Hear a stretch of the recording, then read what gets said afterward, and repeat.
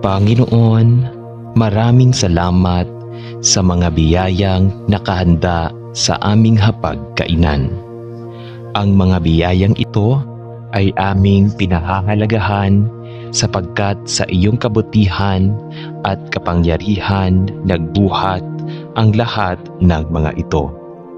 Maraming salamat, Panginoon, sa patuloy ninyong pagbibigay sa amin ng mga pagkaing aming kailangan upang maging malakas at malusog sa aming araw-araw na buhay. Maraming salamat din sa aming pagsasama-sama ngayon, oras ng pagkain, at naway magkaroon kami ng pagkakataong muli sa susunod pang mga araw na muling magkasama-sama upang pagsaluhan ang iyong mga magagandang biyaya. Sa pangalan ng iyong anak na si Jesus. Amen.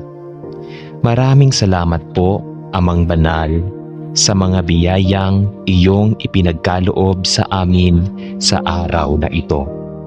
Sinasamba ka namin sa patuloy mong pagkalinga sa aming sangbahayan at sa aming buong komunidad na aming ginagalawan. Naway maging maayos ang aming pagsasalo-salo ngayong oras na ito at sa mga susunod pang araw. Amen. Ama, basbasan mo po ang mga biyayang ipinagkaloob mo sa amin upang aming pagsalo-saluhan.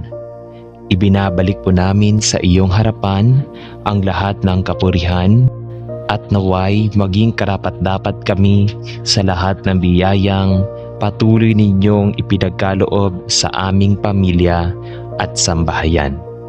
Maraming salamat po, Panginoon, sa aming masaganang pamumuhay.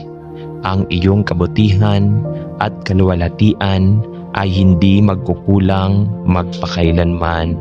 Amen.